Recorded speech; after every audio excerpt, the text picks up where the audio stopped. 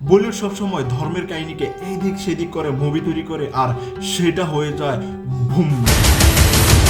তেমনই ভাবে বলিউড কয়েকদিন আগে রিলিজ করে প্রায় ৩০০ বছর আগের কাহিনী নিয়ে নির্মিত সাবা মুভি, যেখানে মোগল সম্রাট আওরঙ্গজেব এবং মারাঠা সাম্রাজ্যের সম্ভাজি মহারাজের কাহিনী এদিক সেদিক করেছে। মুভিতে সম্ভাজি মহারাজের কষ্টগুলো এমন ভাবে দেখানো হয়েছে যা দেখে কিছু হিন্দু দর্শক ইমোশনাল হয়ে গিয়েছে